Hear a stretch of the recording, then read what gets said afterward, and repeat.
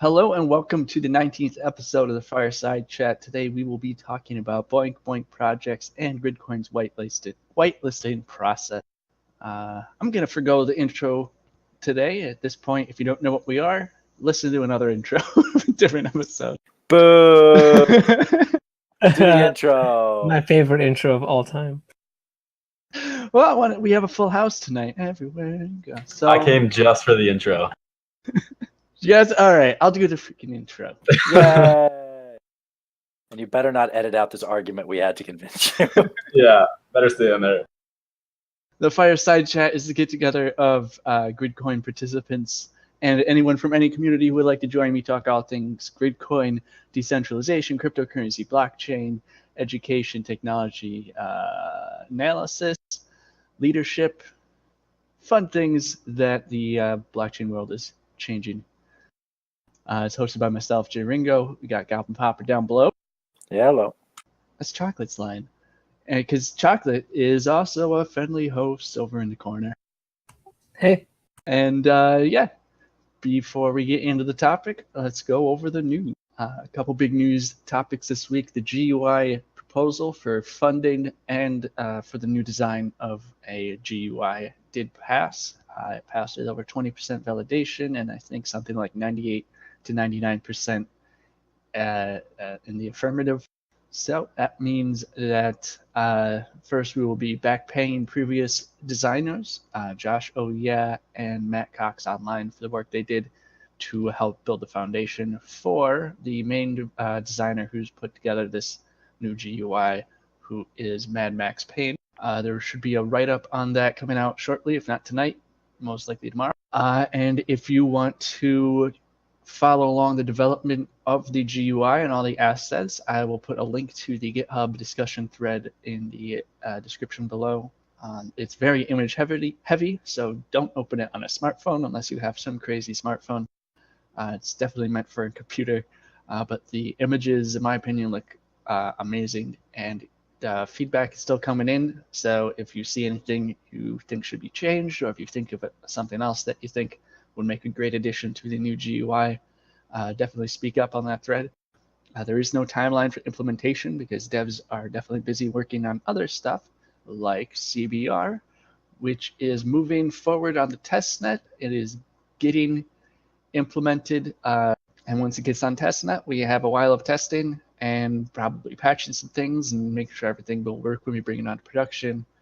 And just stay tuned for updates on that. There's still no hard set time for the release of CBR, but it is making progress. We also, if you remember, a couple weeks ago, we won the South Exchange listing poll, thanks to a generous donation from a longstanding community member, Chicken Man. And we are in contact with them about getting listed. We are still in contact with them, and they have said, quote unquote, soon, which, we'll let you know when it gets listed. More news. If you also remember from a couple episodes ago, we were talking about some new marketing endeavors, being led largely by Anonymous, with getting some advertisements in some major magazines. That is moving forward. He's been still in contact with some magazines we've been interested in. There's a very nice GDoc, and anyone is still welcome to join in the development and brainstorming of how exactly to do this.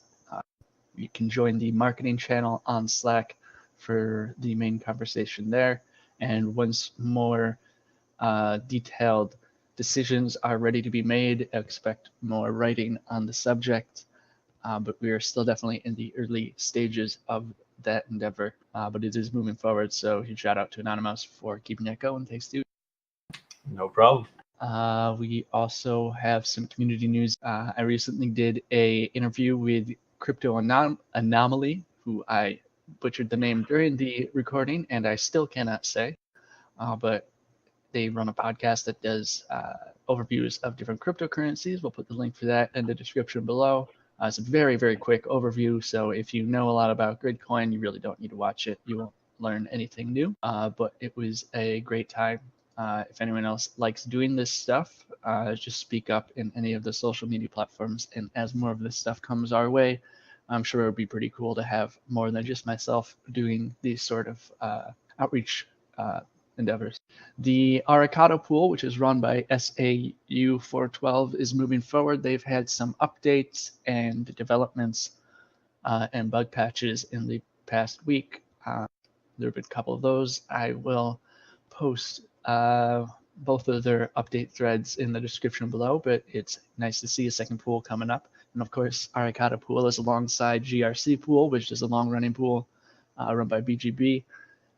So shout out to both of them for doing this for the community. They're really great tools to have in the ecosystem for new users and just in general. And I think that is all the news I dug up for this week. Does anyone else have anything they want to bring up regarding news? All right. Following news, this is now the time in the show where anyone can bring up any discussion, any topic for discussion they would like, something from last episode, something they've been seeing going on in the community, any questions they have in general about Gridcoin. So if anyone has anything they want to discuss, raise your hand or just speak up. Neat. We get to go straight into the main topic for today then, which is BOINC projects and the whitelist. Does anyone want to, I lead most of the discussions every week. Does anyone else want to really lead this one? If not, I can definitely keep it going. Yeah, you got it. Righto. Well, everyone here and listening to this probably already knows what BOINC is. So just a quick overview. BOINC's been around since about 2000.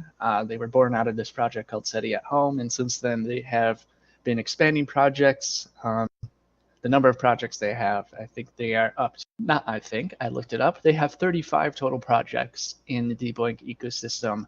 They range from astronomy to math to neuroscience to physics, history, just everything. It's it's amazing what BOINC is. And there are still new BOINC projects getting made. Not often, but it is picking up pace.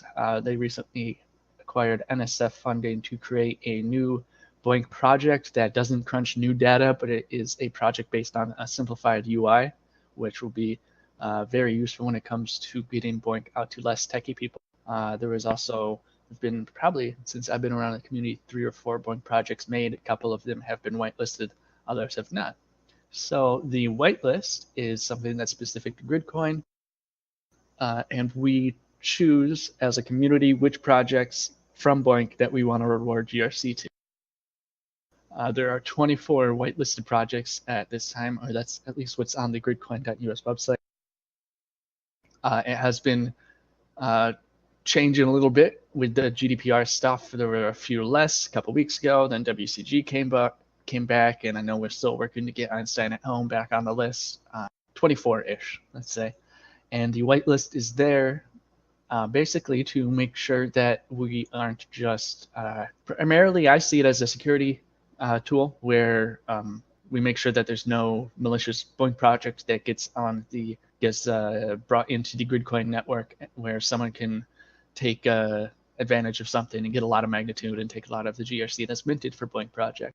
It also is a representation of the community and our mindset and our beliefs in terms of what we want to reward Gridcoin for. So do we want to reward it for science, for math, for projects that have a tangible outcome, or projects that are more long running? So we've had discussions about that in the community before, and I'm sure they'll come up again. They come up every time a project is whitelisted. To get a project whitelisted, anyone can make a poll to say, do you want to whitelist this project? And if that poll passes, then the project gets whitelisted after a short time. When I say anyone, our protocol requires that you have 100,000 GRC in a client and a wallet to make a poll. So if you don't have that funding, you can reach out to the community and someone with 100,000 GRC, as long as you've done your due diligence in the proposal and what you want to do, they will make a poll for you whether or not they agree with what you're proposing. Yeah, I think that sums up the whitelist. Did I forget anything? So last week we were this week's topic is something because last week we were talking about the whitelist, and I think a good place to start it off is just let's talk about BOINC projects. Yeah, does anyone have like a favorite BOINC project that, whether it's whitelisted or not, that they think is awesome or they love crunching? GPU grid. It pays very well. What do they do, honestly? What's their I project? don't really know. Something to do with helping medical signs, and that's good enough for me. Okay, I didn't know that. With that name, I thought it was more cryptography, but that's pretty neat. Me personally, I like climate prediction, but it's not a whitelisted project. But I am a climate change geek, and I would hope that one day there will be a whitelisted project that works on climate simulation or weather simulation or something like that. By the way, GPU Grid does protein simulations, so it's all about literally using the GPU to help create full atom molecular simulations of proteins. So it's a medical thing. Apparently, it's also strongly tied to the PlayStation 3 in terms of what they're. Yeah, I don't know. It's weird, but yeah, it's effectively a medical, like folding at home, similar style thing. Awesome. Yeah, there's a lot of medical projects. It's kind of amazing. There's a lot of medical data. Yeah, GPU Grid. If you've got a reasonably modern NVIDIA GPU, it's really good for NVIDIA GPUs. So I don't think they support AMD GPUs quite as well, although I do think they work. It's kind of like the opposite, I think, of Milky Way, which is the other way around, right? So. And they've been active since 2007, so they've been going pretty strong. Oh yeah, I've been doing GPU Grid since 2009. So. Bet you have a lot of badges. I have I think I have 1.6 billion credits on GPU Grid alone, so it's a lot. Jim brings up another project, Milky Way at Home, which does simulation, astronomical simulation.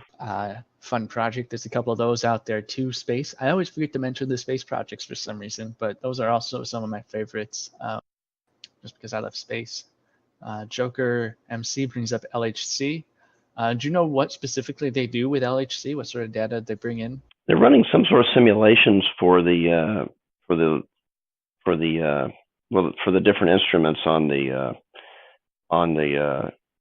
Large Hadron Collider. So the Atlas and what's the other one? CMS. Yeah. So I actually, I totally don't have the list open. I just know all these from heart. LHC at Home does studies on the stability of the orbits of particles traveling around the Large Hadron Collider. So it's specifically doing subatomic particles and particle size analysis of technobabble stuff. Yeah, of big words I'm not reading out loud. It's a good one. If you do the Atlas work units, they take a lot of RAM because some of the ones require VirtualBox. And right, that's the one that requires VirtualBox, the one that takes up all the, because I've run this one and this one takes all the RAM on my machine. Yeah, it basically will eat up 8 gigs of RAM. So you have to have a hefty machine, but you can just lock that one out if you don't have a hefty machine and just prevent it from running. So because that one's really a monster. I think Cosmology uses VirtualBox too. Who does? I think Cosmology at Home also uses VirtualBox. It was either that or Asteroids. You're right, but I've never run another project that. The only one I've ever run that requires VirtualBox has been LHC, but I think there is another one that does. I believe it's cosmology at Home. Yeah, it's because Asteroids is probably one of the earliest ones that I was really in love with because it was so simple. Yes, I know it's a joke. I know it's cosmology, not cosmetology. It's a joke. Thank you, Bart. It sounded like Irving does it. I know. Well, nobody laughed, so I was like, all right, I'm just gonna go with it. Whatever. We're not doing hair simulations. Complicated makeup analysis. Anyway, so I mean, Asteroids is probably the big one that I probably got started with. I think mainly because it's one of the few science ones that's really easy to explain and fully grasp with very minimal technical or scientific background, right? Like there's an asteroid belt and there's asteroids and we're trying to figure them out and what they look like and trajectories and all that, like very straightforward. some of the other stuff is definitely cooler in terms of with the stuff they're doing with it, but it's a little harder to grasp. I tend to actually, I don't really have too much of allegiance anymore now that I use Raspberry Pis and I kind of jump between platforms. I like to just kind of go to the smallest one, and that's partially because of getting a return on it. Like the ones with the less with the smaller amount of processing on it get a better return, but it's also because even if it didn't have a higher return, I just like helping out the smaller projects and the projects that don't get a lot of attention anyway. So even if it was standardized across, I would probably pick those anyway. So I don't know. Yep. It's probably worth mentioning at this point to amplify your comment. I know it's been discussed in other firesides, but just remind everybody the way the magnitude works is 115,000 points of magnitude are split equally among the whitelist projects. And then, so each one of the projects gets allocated, if it's 24 active projects, they're going to get 1/24th of the 115,000. And so, and then out of that 1/24th, it is then split pro rata according to the magnitude share of the researchers compared to the total magnitude by all the researchers that are in that project. And so that's a mouthful, but what it means is that you're going to get a higher mag, all things being equal, putting CPU power towards a project where you have less competition.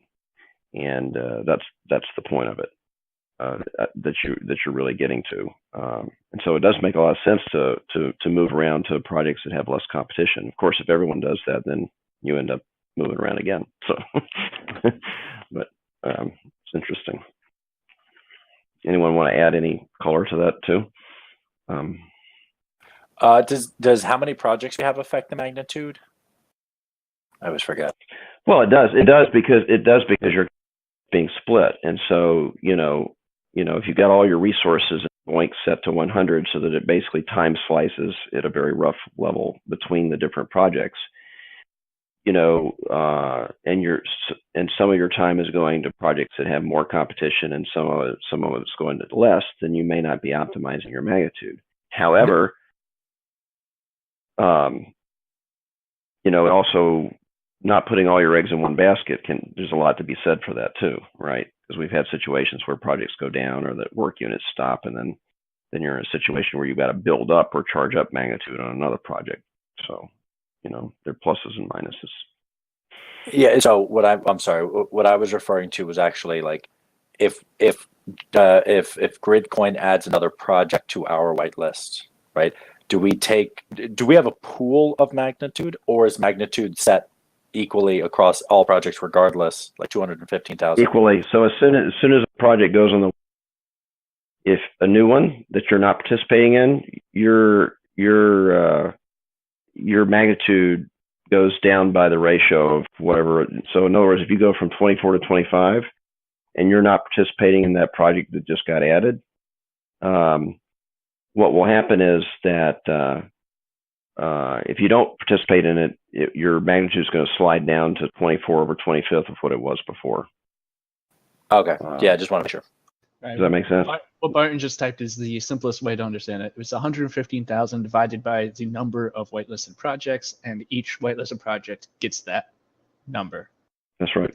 So right now it's 115 divided by 24, and each project has that amount of magnitude to split among its participants relative to how much work they do for that project. Yep. And you brought up a good point there about our whitelisting process when you said some projects drop off, and the idea of not putting all your eggs in one basket. So that does happen, right? Sometimes project server goes down when we're trying to get a super block, or we just fail to make the connection with our super block process, or sometimes they run out of work units temporarily. And when that happens, this is a new feature that has been talked about in the community for a long time, but they get put onto the gray list. So it means that, so we put this in place because the whitelisting process is fairly lengthy, because it's either the project itself or the community, someone in the community or group of people has to come out and prove to everyone else why that project is worth whitelisting. And then there's a long poll of 4 to 8 weeks. I don't know if we have an actual set number of weeks for those types of polls, but it's a long process. Barton says 4. So it's at least a month to get on the whitelist. And if they just barely fail, they have to go through it again and redo the convincing and try and win another poll. So once a project gets on the whitelist, we have the gray list so that if something happens to the project temporarily, they just get gray listed. And then once they fix their issue, as long as they do it in a timely manner, they get re-whitelisted without having to do a poll again. But if you're crunching that project when it gets gray listed, then you don't earn any Gridcoin for that work. In an ideal scenario, particularly once TCD comes around. So that is why Jim is saying, don't put all your eggs in one basket, spread it out a little bit. So that's a fairly new and I think really critical part of our whitelisting process. And Go ahead. No, go ahead. I was just going to say to get removed from the whitelist, it has to be either the project seriously screws up, it's a security threat, or it just goes AWOL, or it has to get voted off the whitelist. So someone has to go through the process of saying, this is why this project shouldn't be on the whitelist anymore.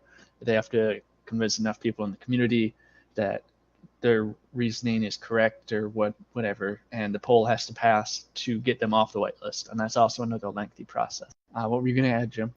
I was going to say, you covered it all. So just to re-clarify, though, based off your original breakdown, there are 24 projects on our whitelist, and on the out of the full potential 35 of BOINC. Yes.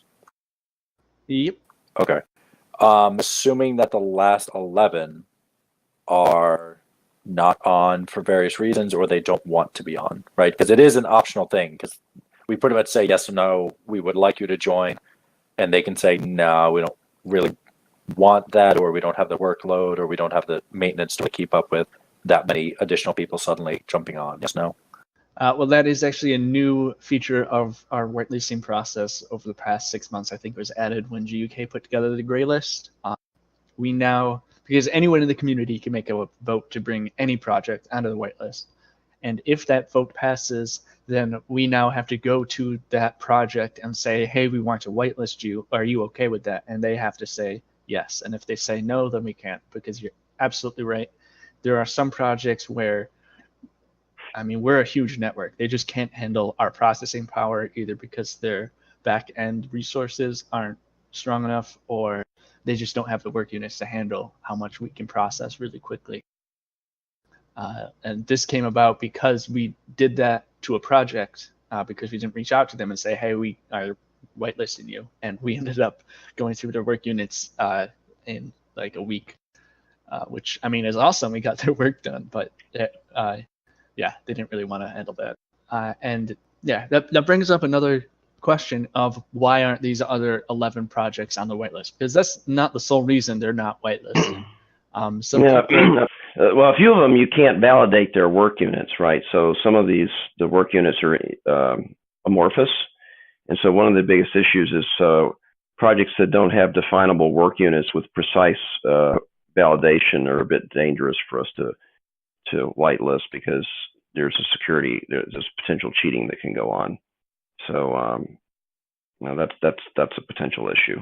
And I think some others do trickle programs which may not be compatible with our approach to granting to MAG. Any comments on that? Yeah, I think the validation of work units is one of the main reasons some of these projects aren't on, because we don't want to allow someone to take advantage of our system. And regarding the trickle part, I don't understand fully, but I do know that we want to be able to bring as many projects into our whitelist as possible, as long as the community thinks that it's worthwhile work. And we'll get into that in a little bit after we talk about this technical. But so if there is a project that is unique and they want to reach out to us, we will more than happily work with them to try and get their project up to speed on the technical side, to be compatible with our process as well. And maybe they'll introduce a new idea for our process on how we can change it in the future to make it even better, because we're always evolving as well. Yeah, are there any other reasons why that people think that some of these projects aren't whitelisted? I'm assuming we've reached out to every single one of them, right? I am not sure. Barton would probably know. He's been We'll around just a long we time. can just stay quiet until Barton responds. I don't know if to each and every one. There are some where you look at and there's immediate no's that are kind of like, you know, like big like red flags that would prevent it from being whitelisted. So in those cases, can't really say. I know there are a lot that we have reached out to through various people, both officially and, you know, just community members doing it themselves to get more information. But I can't speak on, you know, for every single one. What are some more of those immediate no's besides the validation? Are there more? Well, of course, work availability, which you kind of mentioned indirectly. You know, will they have enough work for Gridcoin? Because, you know, we do bring a lot of crunching power to the table, and if they can't keep up with the amount of work units we need, then it's going to be an unfair distribution, and obviously we don't want that. Projects that are one operating system or kind of like really specific, like for instance, maybe they don't support Windows, or maybe they don't support Linux or something, you know, things like that can be factors. Jim mentioned, you know, weird ways of allocating credit. That's another thing. It kind of goes in with the validation stuff. Some people say SSL, but there are currently, I believe, 6 projects on the whitelist that don't have SSL. So that's kind of one that's like a nice to have, but not necessarily required. Some people say it should be required, but as it currently stands, it's not. Yeah, that's what comes to mind immediately.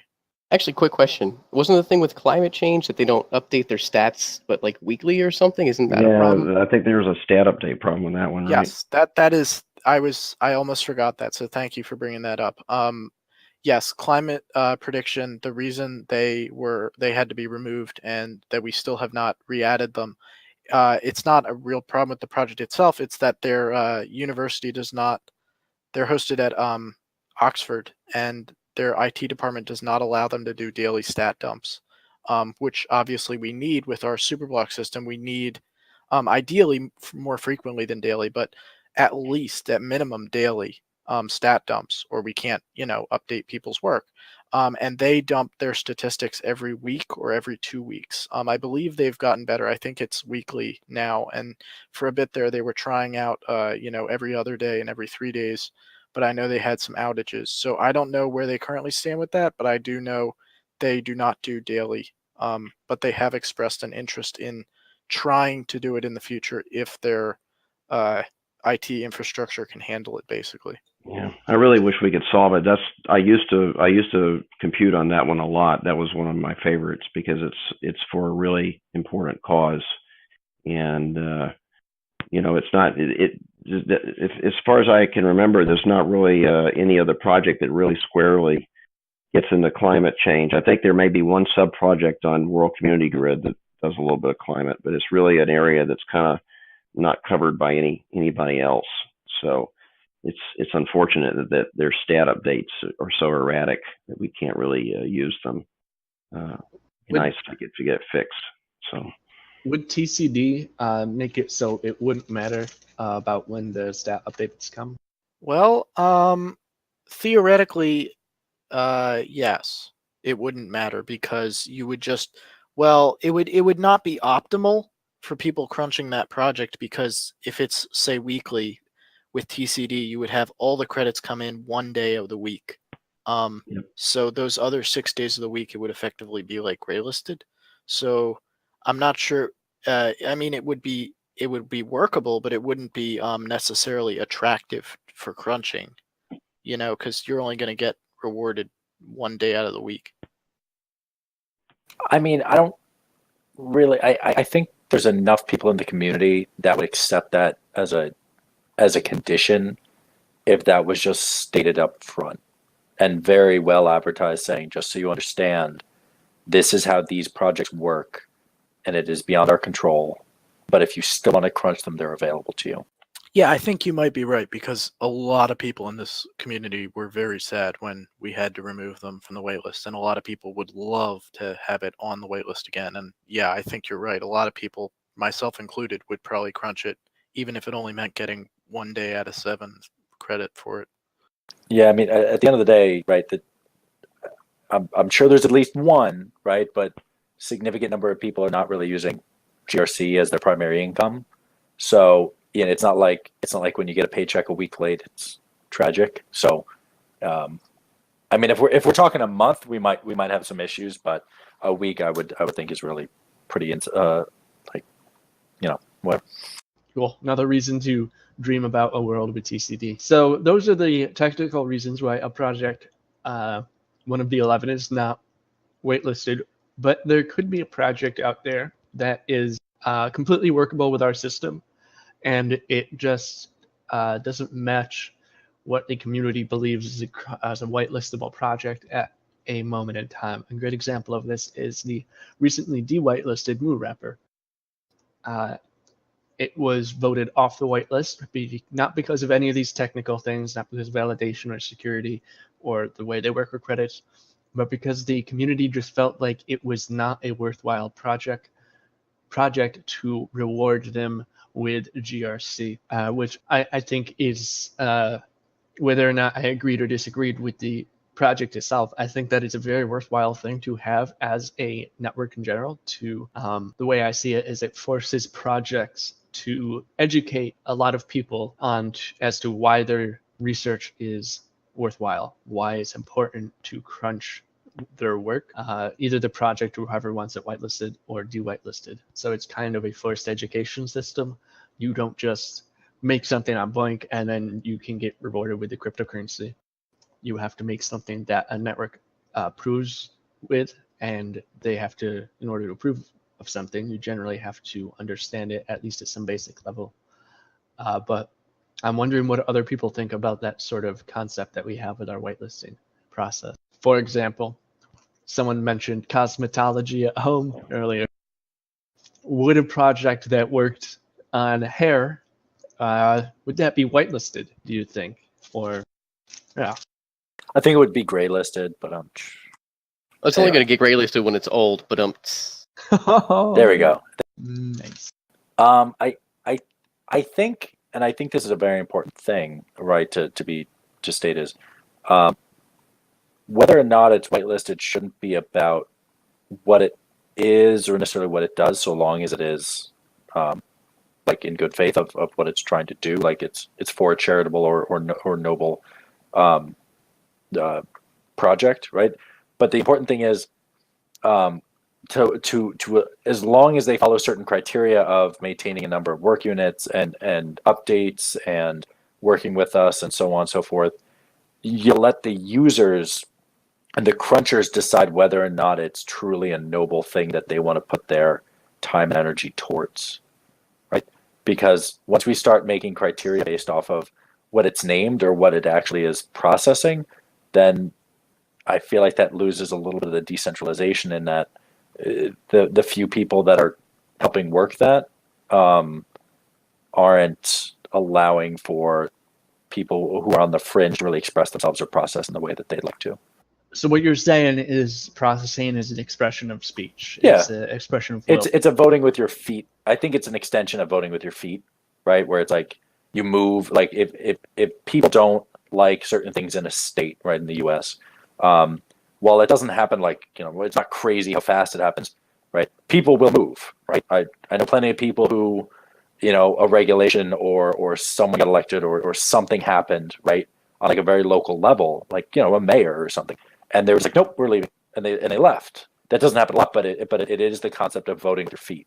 And I think that Gridcoin has a concept of kind of like voting with your CPU or voting with your power, or your flops, right? Voting with your flops. There you go. And it's that I like the concept, but that doesn't necessarily work with our magnitude system, because no matter how many people vote one way or another, the one person that stays on an unpopular project that got whitelisted is going to make a significant amount of GRC because of our magnitude distribution system.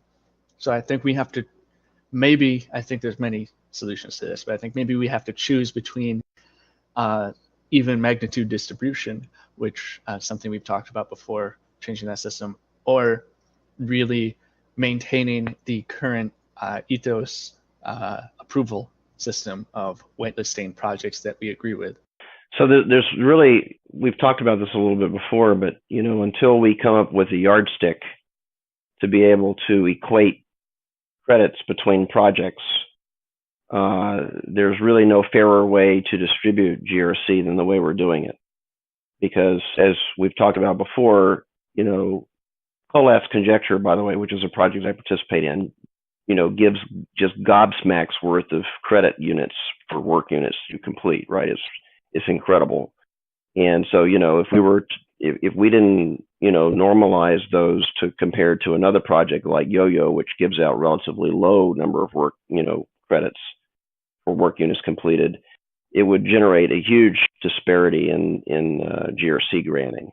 So, for us to deviate from the let's be completely equal among all the projects, give them an equal share of magnitude, and then distribute that magnitude accordingly, we have to come up with an alternative yardstick to be able to compare credits from one project to the other. And that's a complicated exercise. I mean, I think we spent a whole other fireside talking about it, flops and how we could actually do that. So, we're sort of in a place where we can't really change too much the way we're doing it unless we were to find a way to do that yardstick, which would allow us to adopt an alternative approach to granting GRC. Does that make sense to folks? Yeah, and I think that is exactly why we have to maintain a system where a project has to get voted in based on how many people like it. We can't have this system that Goblins described, which I actually do like, of voting with your processing power, because with the mag distribution we have, which, as you were just saying, Jim, is very difficult to change. That concept of voting with your processing power doesn't work because we have an incentive involved that is distributed regardless of how many people like a project based on the processing power. Yep. Yeah, I'm still working on that flops to GRC stuff. It's coming together quite nicely. Something Snip said last week, kind of, and also something that Hoppet wrote in one of his posts, kind of like, oh, it tipped it off for me. So I think I'm making great progress on that, and hopefully in the next couple of months there might be, it might be possible to establish some, solid theoretical foundation for exactly what a fair yardstick would look like. So it's going to take a bit of time, but I'm getting there, and there might be other people working on it. I'm not exactly sure, but yeah, it's happening. I think quite frankly that's our way out of the approach to magnitude / GRC distribution that we use now, because once we have a yardstick that calculation, standard, and then calculation, the way to apply it to different projects that everyone can buy into. And by the way, I know you went over this in one of the other firesides. It has to be done in a decentralized manner, because otherwise we're playing a shell game with centralization, right? If we depend upon a centralized place to tell us what the yardstick is and how the yardstick computes against projects, that's another form of centralization. So if we can come up with a decentralized way to be able to do these computations, then I think we could look at changing the approach to magnitude distribution. Probably a good ways off, but I mean, that would be the way, that would sort of be the escape hatch out of the way we're doing it today. That makes sense. It would also solve the uneven voting weight distribution, because each unit of magnitude is worth like 600 something coin weight, right? So it's equal to 600 something coins. So if you're getting 2 or 3 times as much magnitude as someone else for crunching a different project, then you could potentially have thousands or tens of thousands of more voting weight That's right. for absolutely no reason, right? Yep. I think it's 634 right now. I did this calculation for somebody the other day, and I already can't remember what the number is. But you're right; it's in the 600s per magnitude unit. Yeah. So yeah, I think that's another problem it would solve. There's a few more, but like the list. Oh yeah, right. Like the distribution of like the amount of Gridcoin that's minted at any one time as well. Because we can then, if we knew exactly how to measure it, we could tie Gridcoin production to actual computational, power that the network has. There's the list goes on, but I think we'll have it. I think we'll have it. I've got a question for you, Goblin, regarding the vote with your CPU power. Well, again, that's okay. Yeah. What if there's a project that just comes in and says, I will pay all my crunchers a lot of money out of pocket to crunch my project. Come to my project. Is that something we should allow? Or let's say it's a project that hashes Bitcoin. Should we allow that on the whitelist? Or is that a vote with your CPU situation, which most people would crunch that project because they get paid more money? So we definitely need to have a generalized mission statement set forth as to what the basis and what the community's perspective is on what a whitelist project should be, and that whitelist project should include a focused scientific focused scientific research. So things like Bitcoin mining and things that are just for people who are looking for processing power, it should not, regardless of the community's like push or desire, really shouldn't be introduced, because I don't really think that fits the overall concept or the purpose as to why GRC even exists. But see, Barton's commenting is called as true science. I think it's mathematical, and I think people are curious about it, and I think it has, and whether or not it has value is up to some people. But the point is that it is still scientific and it is still research based to some level. But more to your point though, it's if someone wants to come with scientific research and says, I have tons of money, will you process it? I mean, I'm more than happy to do that because there's a make it rain function, right? But should that immediately get them a pass in? Not necessarily. I mean, I think the community should still vote on it. So my counter to that is that's what we do in the current whitelist process, except instead of making a blanket constitution in the beginning that says we like science, math, or whatever, we can get as specific or not specific as you want. We're talking conceptual here. We do it every time there's a new project, so it makes sure that conversation happens often, and that's a good thing because the basic belief of the larger network probably changes over time, and it makes it so that every time we want to amend that constitution that we would have written right at the beginning, we don't have to. We amend it every time a project comes on. Where let's say this week we vote Mood Wrapper off, and next year we have a different sort of ethos in the network and we vote Mood Wrapper back on. I think that's a much better system than saying we don't want cryptographic algorithms, cryptographic projects in our network, just blanket statement compared to just voting every project, having that conversation, forcing these projects to explain their science and their worth and their value, because constitutions are very difficult to change still, even with the blockchain. Yeah, and that's kind of why I push more towards like a generic, very high level, 1 or 2 sentence mission statement or general description as to what we look for the point of, right, there's things that would obviously not fit, and anything that doesn't obviously not fit would just be voted on, just to kind of keep out people who are effectively just looking for free processing power, is really just to make sure that it just kind of excludes that. That being said, especially just to be clear, when I say that voting with your processing power, right, I'm talking about already whitelisted things, right? Like something that's whether or not it has value, right? Once it's, a lot of people tend to just make, when they vote whether or not something should be whitelisted, a lot of people tend to look at whether is it sustainable, do we want that project here? Not everyone's doing it because, oh, that's something I would want to process, right? That's just it really tends to be about whether or not they think it's a good fit for the community.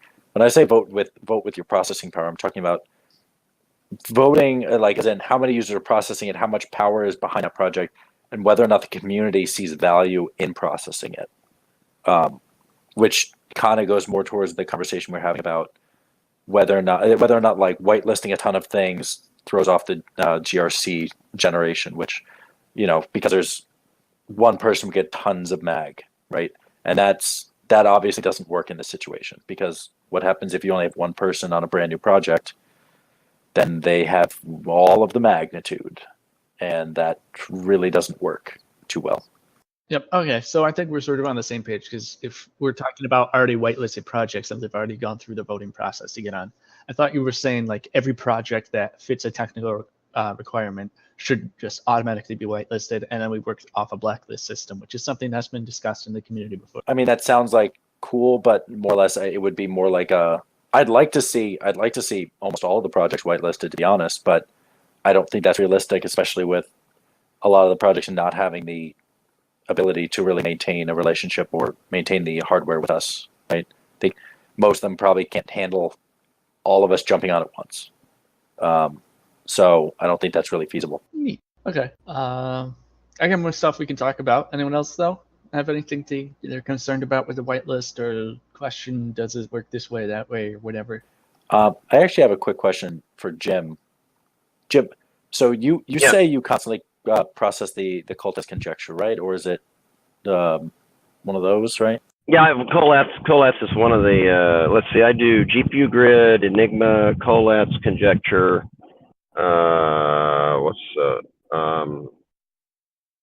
there's one more I'm forgetting that I typically do, Einstein, and then I still do a little Milky Way and a little SETI, although I have them set to really low resource percentages. Okay, so the reason I just bring it, I was just wondering, because you do some of those, especially the Coalesce, red Coalesce conjecture and all those are probably some of the hardest projects to actually earn GRC on, right? Like last time I remember looking at it with my computer, one thing, is it Coalesce is easy? No, which one am I thinking of? But you are working on some of the hardest ones. Yeah. Yep. Although I've got really high-end GPUs too, so I'm more than competitive. Okay. Yeah, I know Einstein's hard. I thought Coalesce was one of the hard ones. Anyway, so yeah, but a lot of the ones you work on are very hard. I was probably thinking of Rosetta, Barton. Thank you. But more or less, so what about those projects kind of draws you towards them, even though you know you'll get obviously significant less return than if you were to do something like GPU grid or TN grid or one of the ones that obviously has a lot slower amounts of processing?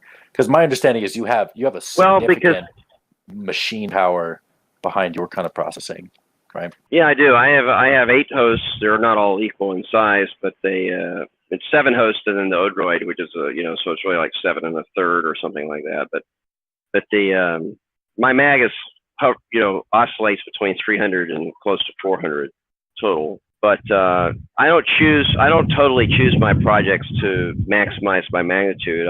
Some of it goes to I just like the types of scientific problems or math problems they're doing, and so it's hard to put an I don't have an algorithm per se, but it's like a mixture of, okay, well, this I can do pretty good on the mag or pretty good on the payout, but it also I'm not going to just devote all my processing power to TN grid, for example, because it happens to be very low in competition, and so I'll get the highest magnitude possible. I have other considerations about what I'm doing besides just getting the maximum payout. Does that make sense?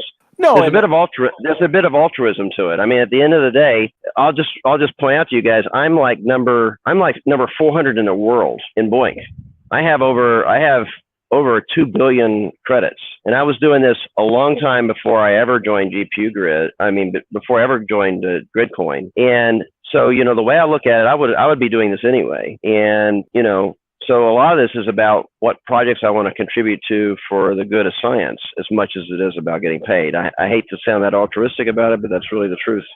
So no, and that's very much the answer I expected, because obviously if you had that much processing power and you had the options and you were trying to maximize it, I mean, there's a website where you can just filter, be like, oh, okay, that's the one that would earn me the most, right? You hop on that one, and you could probably triple how much you're actually getting, like probably triple your magnitude or so, right? But I probably could, yeah. I haven't done the math, but I could probably double it, I bet. Yeah, and I just, as someone who I know does that based off of the things you've added to conversations before, it's very clear that you have that altruistic kind of mindset, and that's kind of why I wanted to get your perspective as to why are those why do you crunch those, why do you why is it that you do that, right? And I mean, if it's altruistic, that's fine, but I'm saying, why do you pick the ones you do, right? That's more or less what I was wondering. Yeah, and it's a mixture of interest, altruism, which is another reason why I really wish the climate change we could do it, because I think that's very important. So I think you get the picture. It's a mixture of interests and altruism. And what I was saying is, that's why I really I'd love to see us work out the issues with climate prediction, because I think that's an important project for me. I'd love to be able, and that one I have stopped contributing to, because it's pretty compute intensive, and so it sucks up a lot of resources. For anyone who doesn't have any perspective or hasn't been around to really understand the climate one, I think I joined right before it was delisted or whatnot. But when I was first joining, I saw it and I was like, that would be so cool for me to contribute to. It's really something I'd love to get into. I literally, my computer is probably a year old. It has like a 970 in it and an i7. It's not terrible, right? It's a decent like desktop, and the estimated time to completion for one work unit for the climate change project was 7 days and 17 hours. Yep, it's non-stop processing, right? Yeah. So if you have like an i7, if you have like a desktop with like a 970, right, which I think is a fairly standard build for a lot of people, it would take you possibly around 8 days, assuming you don't turn your computer off ever, and that 100% of the processing power is going towards that. So so there are very select people who can actually really work on that. So, but yeah, I too would like to see that really whitelisted again. I don't know, Barton, if is there a specific reason why it's not? I'm assuming it's a logistics or a technical reason, not because they've been out of work units. It's the stats problem. That's the stats problem. Yeah, the stats update problem. Yeah. Let me add one more thing that I absolutely do apply. Okay, so I will not run. I don't have this problem, but I stick to the GPU projects where they have GPU applications. That's what I devote my GPUs to, and the CPU projects that have CPU only applications are what my CPUs go to. And it's very important. I make this point to people that might listen to this that are new to this. If you don't have a good GPU, or the GPU is basically, not one that has applications for it, please don't go and crunch on a project that heavy GPUs are already on, because you're not going to get anything for that. And I'm sure people will second me on that. I would also like to add, if you don't have a graphics card, don't crunch on your integrated graphics processor. It's going to cost you more, and what you lose in performance than what you gain. That's a really good point that you're bringing up, because the way that especially Intel is set up is that they use common cache memory, and so what happens is your graphics card, as it does access to do its calculations, thrashes the cache on the processor and kills the performance. So you actually really don't get anything out of trying to do both CPU and GPU at the same time if you have an onboard, a CPU integrated GPU. Does anyone have anything else to add to that? But that's the technical reason behind it. So don't do that. No, yeah, I will just add for anyone who's very not technical, the easiest way of describing what they're both kind of saying is there's a way more efficient way to contribute to scientific research than trying to force a square block into a circle hole, which is effectively what that is, right? Doing a CPU on a GPU project. there's just way better ways to contribute to projects than doing that. Yeah, get a bigger hammer. Yeah. So we are reaching last 10 minutes. I want to add something really quick to what you guys were saying. What Goblin, what you asked Jim about why he crunches what he crunches. In order to get NSF funding, Anderson, his project, the new one that they're coming out with, Science United, had to do studies on why people would contribute to volunteered computing. And they basically said, I'd do it if it were easy. And I would do it if I didn't have to think about what you guys were just describing, the technical parts of it, and like all that stuff. It's kind of expected, but so that their project, Science United, is going to say, do you want to crunch astronomy? Do you want to crunch medicine? Do you want to crunch math? And then the project itself will direct people to projects in that category.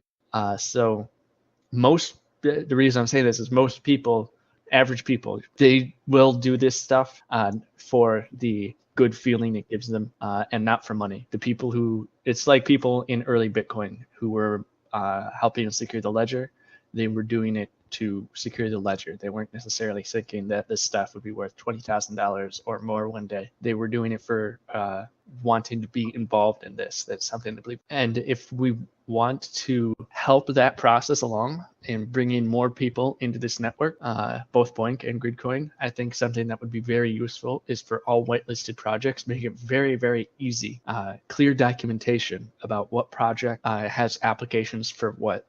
So you just say, we have whitelisted this project. It has NVIDIA video card applications. Here are some good cards for it. It does not have CPU applications. Don't use a CPU on it. And we do that for every single project and make it very clear. I think that would be an amazing addition to the whitelist process, because a lot of people aren't going to look into whether or not the application does good stuff with their hardware. They're just going to say, oh, folding protein, I like that, I'm going to click it. And it's no fault of their own, but unless it's right there in front of their face, they don't care. I actually agree with that. If you dig, we have some matrices that show the mapping between like CPU, GPU, and the projects and things like that. I think we even have it on the main Gridcoin site. But the problem is it's a little hard to find for folks, and it's a little bit like out of sight, out of mind, right? And no one knows it. And then it kind of like some other things that are about Gridcoin that need to be worked on is it's not easy for the uninitiated. It's the bar of entry to set everything up, and complexity is pretty high, and a lot of people just are not going to necessarily put the time in to make it all work right. And I think that's a different way of saying exactly what you're saying. It's got to be easier for most people than it is. Yeah, and I think that part of it can be integrated into our whitelisting process. Like on our gridcoin.us website, we have the projects, what they do and whatnot. It's all set out in a table. What if we added a column on that just said CPU tasks, GPU tasks, NVIDIA tasks, and that sort of thing, just right there on the same page. So when people are like, oh, what projects can I crunch and get Gridcoin for? They're also told what hardware is best for it, because we have this information out there. It's just very scattered. And if we brought it into that same UX and that same step for the user, it might help smooth some things out. That's a really interesting idea. I know that Netflix was talking about this notion about doing project setup and everything from within the wallet, which is a very complicated exercise to do this. But it'd be interesting to be able to go to a website, essentially specify your hardware that you're running in the machine, and then it would basically just spit out a list of projects that would be optimal for you to choose from, and then you choose what type of computing you want to do, and then those are the ones you sign up for. I don't know. Does anyone think that's a good idea? Yeah, and I don't think that would be crazy to really build. I mean, there's only there's only so many platforms and GPUs that you could pretty much just put into a list and tier them, and then based off of whatever tier you fall into. Right. I mean, I don't think you have to get hyper fine with it, and so maybe I'm missing the complexity. But I mean, in a web approach would be the best way to do that. I think kind of a web page configurator thing, and you go in there and tell it what kind of machine you have, and then it spits out, okay, well, here are the projects you ought to be looking at, or something like that. So GRC pool does that? How deep do they get into that, Wisecracker? Well, I mean, they say what Oh crap! Hang on a second, brain. They basically say like, here's the project, and here are like NVIDIA, AMD cards, and whatever else. So it doesn't go deep into like say, oh, if you want to run Milky Way, make sure you have some freaking AMD card that does the double pointer, the double whatever precision stuff. FP64, yeah. Thank you. Right. But no, it was super helpful for like, me when I was new. Okay, I got an NVIDIA 1070. I know I can run the following projects, so I can jump on Enigma. And for the CPU, I think I just ended up picking the one with the lowest amount of hosts. And that's right on their website? Yeah, actually, I can try logging on real quick, make sure I'm not misremembering. I think so. It's been a while. Once I made over 2K, I jumped into solo, so I haven't been in a minute, but I can jump on. Yeah, I can't. I haven't been in the pool sites because I've always been solo. So it'd be interesting to know what they have. Sounds like they've already done sort of a version of what we're talking about here. Yeah, that would be awesome to reach out to BGB, see if we can integrate that right on our website too. From what I've been able to see, they have 3 options of CPU versus GPU projects and CPU projects, and they have a breakdown of like, these are some of them. This is what you should look for in your system. They have that, but it's not really a suggestion as to what to pick. But then they do also have a list that says here, cross-reference this with what you have to make sure your hardware is compatible, which is just it's pretty much just a spreadsheet that So that like BOINC if you has. go to projects and then you go to pool status, like the first thing that pops up is amicable numbers. It tells you that it gets GRC and then you can get Spark, blah blah blah. It's under CPU, it shows Linux, Windows, and Apple, so I guess you're good to go on any platform. GPU shows AMD and NVIDIA, but no Intel, so you know that the integrated freaking GPU doesn't work. And then on other, Raspberry Pi, Android, and I'm not sure what the last one is, are grayed out. So if you got a Raspberry Pi, you know you cannot run amicable numbers. Yep. So like I said, so useful. And does that for every project? Yeah, every project. Like I said, dude, when I was new to this, like this was super freaking helpful. Yeah, I think this is like 2/3 the way there as to what sort of we were envisioning, right? Because the only thing it's not really doing is sort of doing the final match. Okay, I have this type of GPU card. Okay, so here's the ones you really should be doing, right? But it's getting you most of the way there. It's interesting. Could you pull some of that from QuickMag? Oh, sorry, go ahead. No, I would say the only thing it's not doing is, as Jim pointed out, it's like the last thing it would need to do is effectively tier these. That's saying like Einstein, don't try unless you have X tier, right? Unless you have like this or higher, right? It's like any video game you pick up, right? A video game has base stats. It's like don't play this video game unless you have 4 gigs RAM, a 950, it's Windows 8 or above kind of stuff, right? That would be great. Even if it wasn't like, here's a suggestion, even if it would just said, listen, we recommend as people who crunch these before, the minimum we suggest to have before you start crunching this to be somewhat effective and to have some return would be X. And I think that's, as long as we just added that to a spreadsheet along with this, that wouldn't be too hard. But also this spreadsheet's also updated. This was last updated 5 hours ago, right? I'm assuming it just pulls an API and double checks everything because it gets all the number of hosts in a mag for everything. So you literally get all this information. So Gridcoin stats, our block explorer has a little bit too. So if you go to the I'm in the car, so I'm doing this by memory, but if you go to the projects page and then you drill into one of the projects, somewhere down in there, it'll list like platforms like CPU type or the GPU type, and it'll tell you the maximum rack that you could expect for that CPU or GPU, which is interesting. And I don't know how they're developing those statistics, but I know it's there. I've seen it before.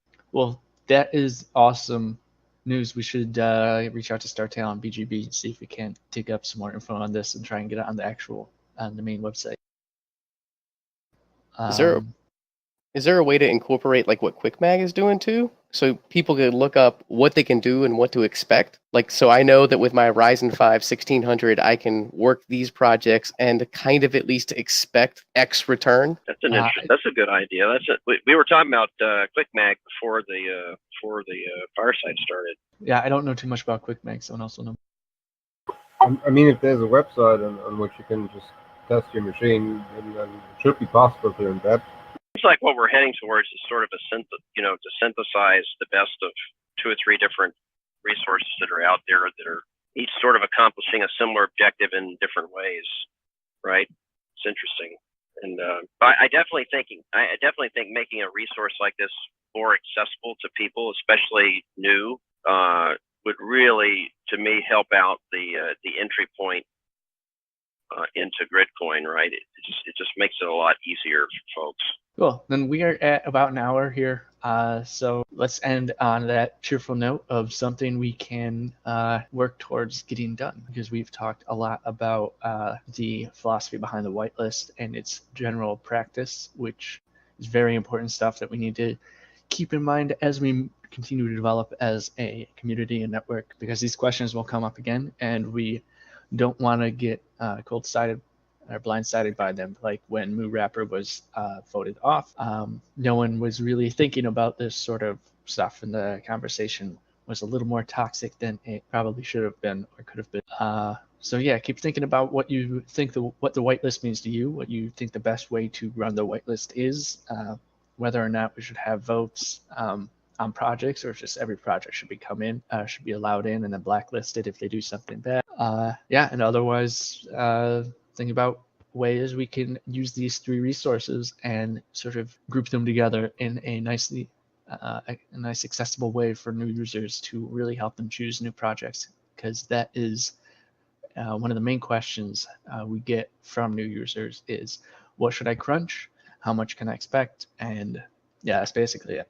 And as we grow, that will be a even larger question if and when we start getting miners from other coins coming into Gridcoin and looking at it from a profits perspective. Yeah, does anyone have anything else to add as a short conclusion here? All right, then we will wrap it up. We're not sure of the topic next week, but we'll have a post up early next week with it, whenever we think of it.